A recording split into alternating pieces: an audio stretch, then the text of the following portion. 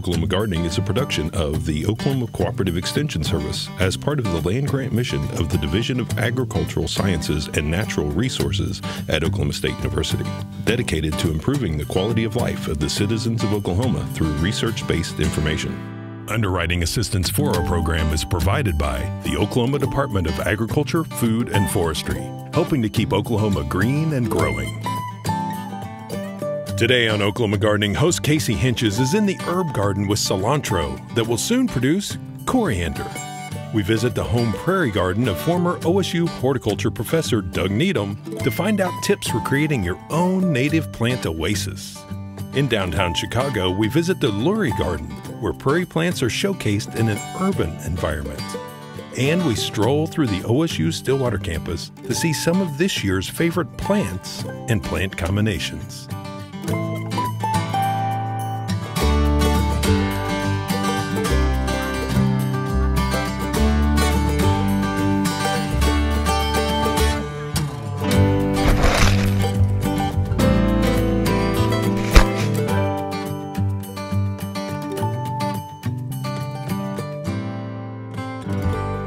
Cilantro is another great herb to add into your garden.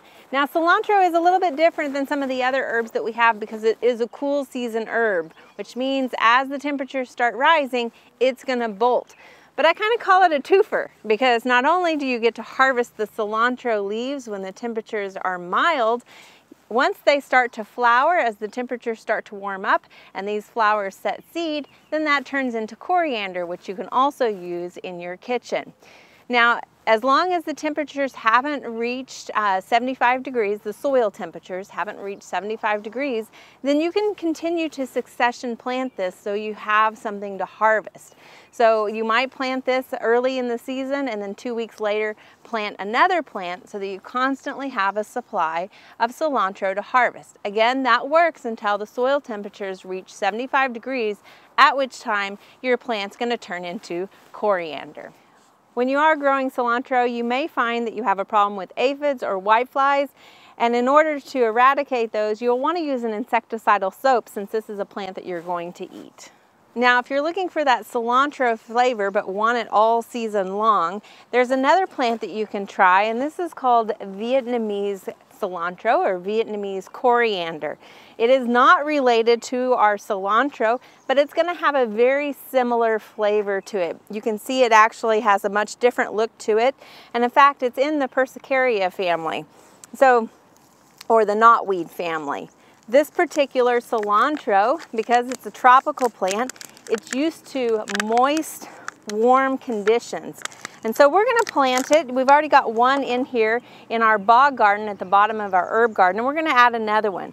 Now this will form about a 1 foot clump, and as it grows, it's going to continue to want to kind of root itself into the ground around it, which is fine. It's going to be an annual, so it's not going to take off for us. Now in the winter time, or as we approach winter, if you want to preserve that plant and continue it on, you can actually harvest some of those rooted stems and take them into the house if you'd like. The problem is sometimes it's difficult to really provide enough moisture and humidity to grow that plant successfully throughout the winter time. Another option would be in the springtime, go visit an Asian market where a lot of times it's sold relatively inexpensive as a fresh bundle of herb. And you can take that bundle of herb, those stems, and root them in a glass of water and then transition them out into your garden. Another warm season alternative to cilantro is something called Mexican coriander. Now this is actually related to our cilantro that we often grow here in our cool months.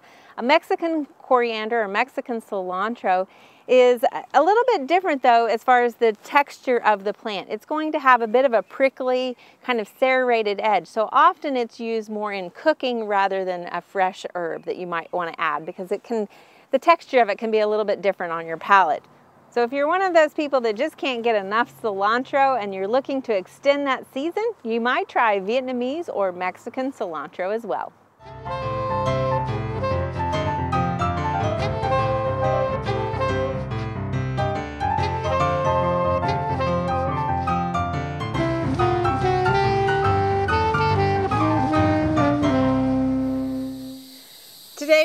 at Dr. Doug Needham's home in Stillwater, Oklahoma.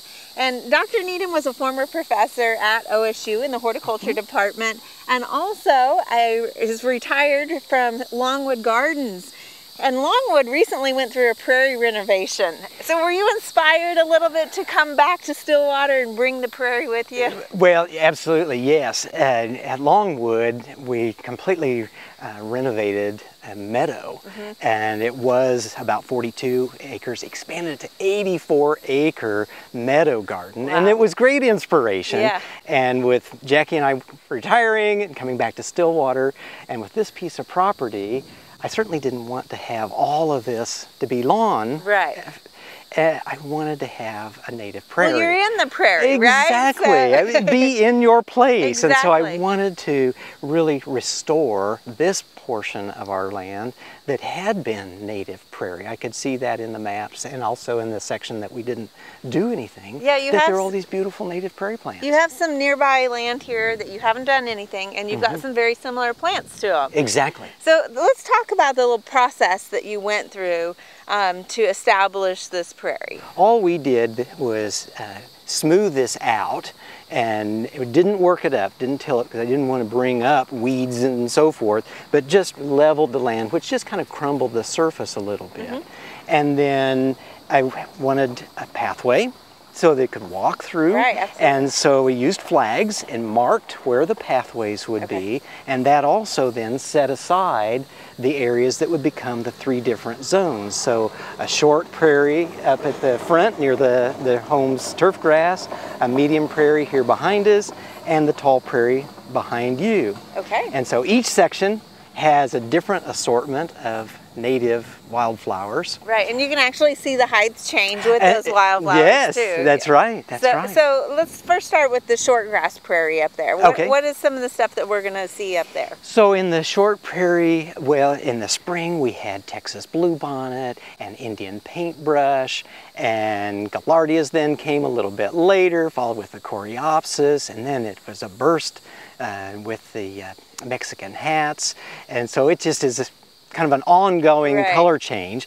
A great fun surprise up there is that there's some prairie pinks that were just native. Okay. And I love them. They're gorgeous. And they're across the street too. Exactly. They're in the areas that we didn't touch, and that's what's so fun is to see them. Now some of those plants transition through the different prairies also. So you'll see some replication in the medium height prairie as well. And that was not purposeful. Okay. We didn't sow the same thing in each section. Each section is a completely different mix, but because this was native prairie to begin with, there are these blending plants as well. So yeah, you'll see the little prairie pinks in the medium as well as the tall. So the medium then was a different color palette, so it was to be the pinks and the purples with some complements of yellow. So it has the lemon mint in it that's been flowering so beautifully. It has the Monarda fistula in it, purple coneflower, narrow leaf purple coneflower, black-eyed Susans, some liatris that I collected from the native liatris that were over in the native section. I harvested the seed and sprinkled those in. So it's been a beautiful color palette of And you also have grasses you've incorporated too. I mean, that's an important part of the prairie. Very good point. Not just flowering, yeah, course, grasses are really important because they're important for the pollinators as landing areas, but also some of these plants require nurse grasses. Indian paintbrush and Texas bluebonnets benefit from a nurse grass. So each section had 2 different species of grasses. So this medium, for example, has windmill grass and little blue stem. So, and then behind us, of course, the height increases. This is the tall grass prairie? The tall prairie, that's right. And so finishing up, and you can see the seed heads forming on these are the standing cypress, and they had beautiful orange, there's a few of them still peeking out, beautiful orange tubular flowers, hummingbirds love I them. bet, yeah. And so now they're going to seed, and of course they're even just being covered up by the height of the Maximilian sunflowers, which that are is going to be blooming pretty soon. Yeah, in just a few weeks it'll be a massive yellow color, and so this whole section will just be gorgeous yellow. Okay, all right. So tell me a little bit about this. Is what year are you on? So this is just the second year. So we sowed everything in November of 17. Put a hydro mulch down over it so that we didn't have to worry about erosion during the winter or washing them away. Seeds. Well, look what a huge difference it is just in year 2 alone. Yeah. We have had so much color this year. So what we're planning to do is mid-September or even late September, once I feel confident that everything's gone to seed, is then we'll mow it all down and overseed it. Just give it a little boost of some of the things that we want to see more of. And then just keep enjoying it. And very nice. It's beautiful, it really is. And you can see there's a lot of diversity in the garden. And that is paying off with the dragonflies and the butterflies that I'm seeing out here.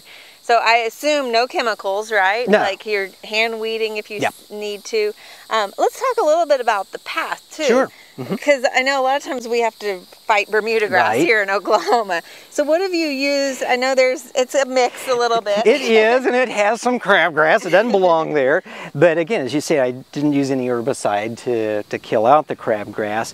The pathways were seeded with a mix of buffalo and blue grama. Okay. So, and this section has done really well. They do much better in the sun. So the pathway that's in the shade, it's pretty thin. Right. But they do really well in the sun. Of course, are well adapted to Oklahoma. They wouldn't have to be mowed at all. They top out at only about that tall. And so you wouldn't even have to mow it. But I like to mow it. It really defines the pathway, and that was part of the aesthetic. About that a little bit earlier. A lot of times, if you don't have a lot of flowering prairie plants just yet, it kind of looks maybe like you're being lazy. It looks maybe a little overgrown, but by putting a path through it, it looks more intentional sometimes. It's very purposeful. And it defines, oh, this is the pathway. You're supposed to walk and enjoy and get a close look. And the pollinators, you mentioned seeing the dragonflies and the butterflies. That's why this is here. Right. Yes, I like it, but it was primarily to help the pollinator situation and provide a landing spot for the declining monarch population, build that population back up. Yeah, and you don't have to worry about stepping on new plants coming up with the path, and also ticks and that sort of stuff. That's right. Yeah, no, I walk through here every day down to get the mail, and no ticks, no issues with that in it. Very nice. Well, it looks beautiful, and thank you for sharing your story with us. Oh, my pleasure. It was fun.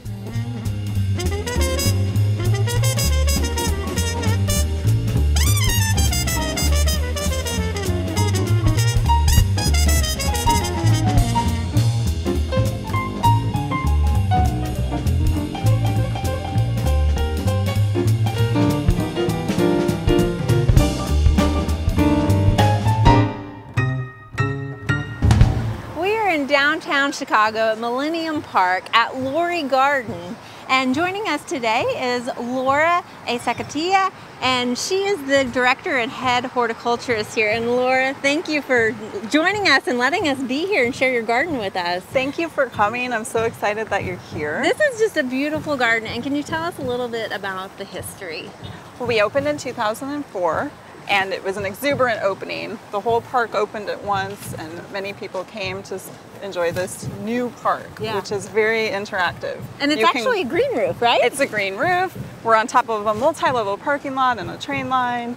And when this park opened, you could go in the fountains, and you can get close to the plants, such as in this garden. And so people were very excited to have this jewel downtown. And such an urban environment. A lot of times people might not come into daily contact with these sort of plants. What do you see from the public when they're here? They get really excited because sometimes they don't know that we're here, and they're maybe looking for the cloud gate sculpture, and they come through and they're like, what is this garden? They love it. They love all the colors and the wildness of it. It's a beautiful stylized meadow, and we have a lot of diversity of species here, and we don't often see that in plantings where you cram so many different species into one place, but it still reads as like a nice garden. Yeah, and you have a famous designer that worked with you. Can you tell us a little bit about him? Sure. Pete Aldoff designed the garden. He worked with Gustafson, Guthrie & Nickel, a landscape architect firm, and he does these beautiful meadow gardens. He was famous in Europe for these gardens, and we were his first commission in North America. And he likes to make 4-season gardens. So you look at it in spring, and there's colorful spring blooms, and then you're looking at midsummer now, and fall, winter. We keep all the plants up for winter, so it's also designed to be beautiful then, and many people come through and enjoy the garden, so even in the cold months. Yeah, and it's a little bit different than some of your other gardens because all of this is perennial plants, is that correct? All perennial. He uses perennial plants in his plantings, and that's great because everything just comes back. I maybe sometimes switch things around when I feel like a plant isn't performing as it should, but for the most part things come back. Things also seed. So when you have a 4-season interest garden, that means you leave the seed heads. Right. So I'm not deadheading. So some plants may seed around, and I allow that to be where it looks good, and where I think it maybe is getting too busy, I'll remove some of those, and we give those plants away to community gardens. So the garden is actually changing and shifting with those seeds and things like that. Yes, yes. And I think that's what makes it very dynamic and a really interesting place to work. I mean, a lot of these plants we recognize in our Oklahoma prairies as well. I mean, you have Joe Pye weed, you have a lot of, grasses here and things like that. Can you tell us a little bit about the plant materials that we might find? Well, one thing is we have 126 species native to the Chicago region. And so I like to learn about that. I go to wild areas in the Chicago area and I find what grows there and works well together, and that sometimes inspires me. Pete Aldoff, when he worked on this project, he actually visited local prairies, and that gave him inspiration for the design. So Laura, what are you guys doing here as far as education and interpretation with these plants? Well, one common question I get from visitors is, what is this plant? And we don't label every plant. We do a few highlights. We have some Windmaster signs with the highlights, but our website has every plant on it. But we also have free nature programming offered year-round, and we like to teach people about gardening and about different aspects of nature and science, how science relates to nature. And very popular, especially with family programming.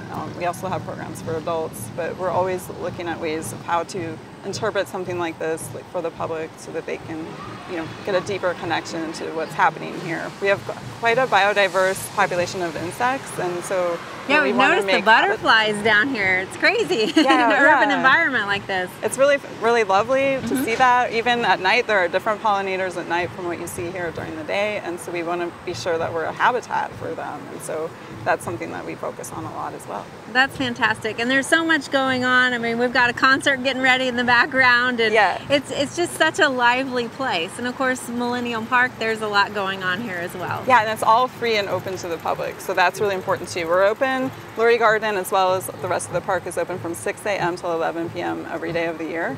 And we have all kinds of events and things happening that are free as well. So we love that. So we should check out your website if we're coming to Chicago, definitely, yes, for more information. LurieGarden.org, and you can find out more about the plants too.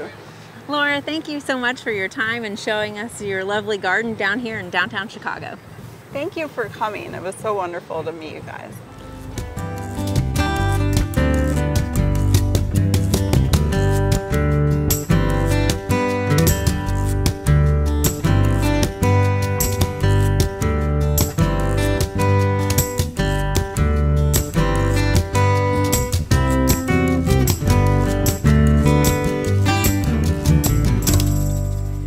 On OSU's campus today, and joining us is Holly Passmore, who is a horticulturist for Landscape Services.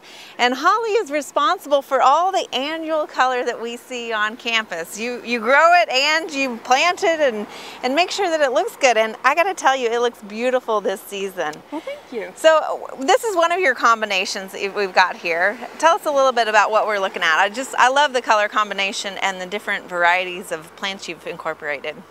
Well, this is actually a mix of 3 different plants. So we've got our verbena, peachy keen, and we've got our petunias, honey, and then we've got our calibrachoa, corallina. Okay. So what was the reasoning for doing a mix of different flowers in here? other than it's fun. Yeah. So every year when we decide our color scheme for campus, we pick one plant, which I'll show you here in a minute. Okay. And we build everything off of that color scheme. Okay. So everything you see will be in that color realm. All right, so it looks like you kind of went with a coral orange look this season, maybe? Yeah. All right, all right. Well, I love the combination, and let's go take a look at some of those other inspiring plants. Okay.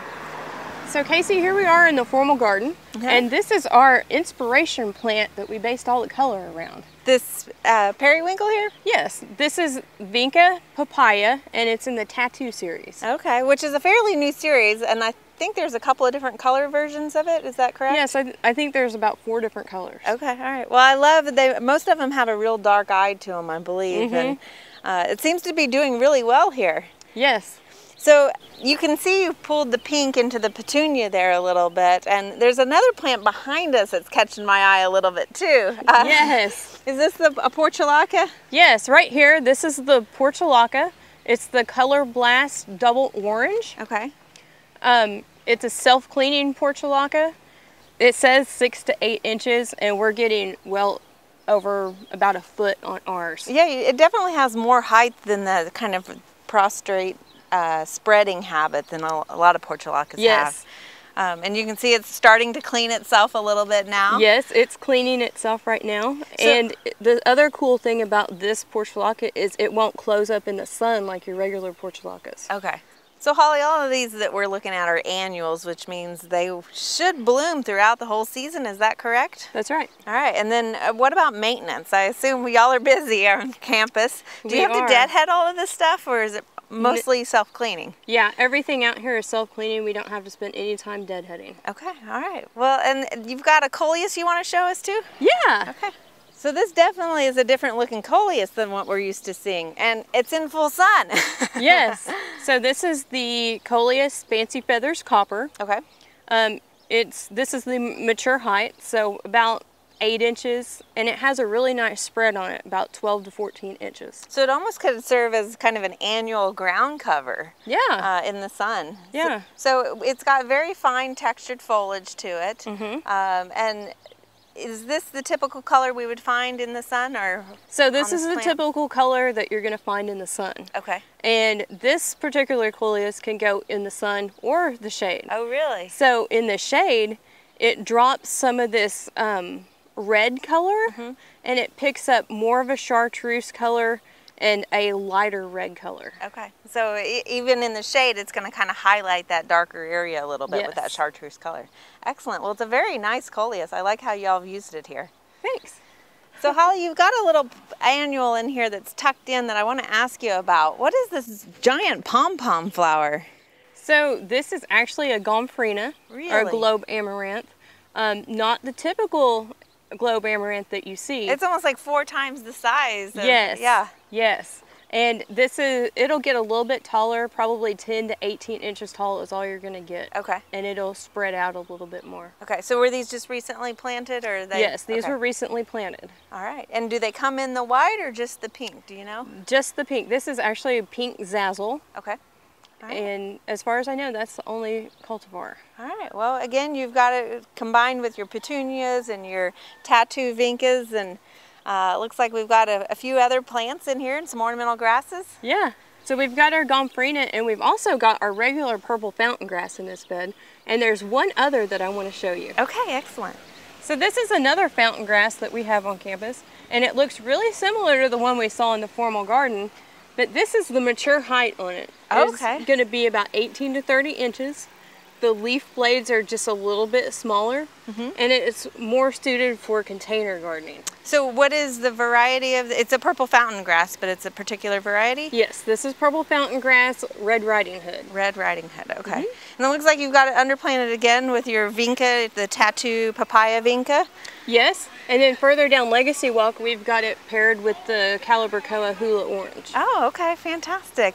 Holly, thank you so much for showing us all of these fantastic annuals that you guys are using here on OSU's campus.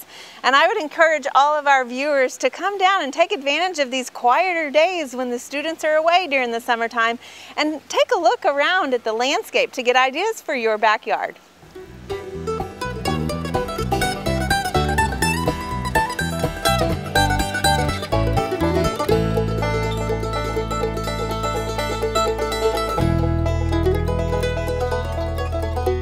There are lots of great horticultural events this time of year. Be sure and consider these activities when you're making your plans for the weeks ahead.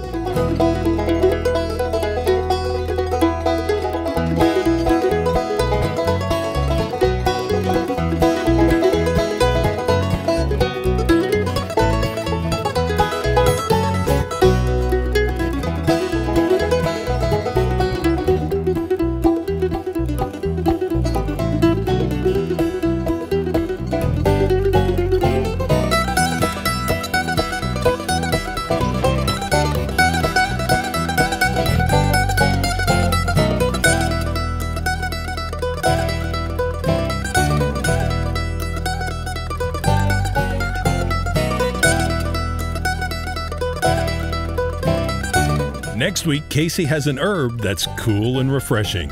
At Pond Pro Shop in Shawnee, Oklahoma, Mike Miller wades through the process of creating a pondless waterfall. We look in on some tomato disease research, and Barbara Brown adds some Italian zing to a dull pie. We hope you join us in for more TV you'll grow to love. To find out more information about show topics, as well as recipes, videos, articles, fact sheets, and other resources, including a directory of local extension offices, be sure and visit our website, oklahomagardening.okstate.edu. And we always have great information, answers to questions, photos, and gardening discussions on your favorite social media as well. Join in on Facebook, Twitter, and Instagram. You can find this entire show and other recent shows, as well as individual segments on our Oklahoma Gardening YouTube channel. And tune in to our OK Gardening Classics YouTube channel to watch segments from previous hosts. Oklahoma Gardening is produced by the Oklahoma Cooperative Extension Service as part of the Division of Agricultural Sciences and Natural Resources at Oklahoma State University. The Botanic Garden at OSU is home to our studio gardens, and we encourage you to come visit this beautiful Stillwater jewel. We would like to thank our generous underwriter, the Oklahoma Department of Agriculture, Food, and Forestry. Additional support is also provided by Pond Pro Shop, Greenleaf Nursery and the Garden Debut Plants, the Oklahoma Horticultural Society, and the Tulsa Garden Club.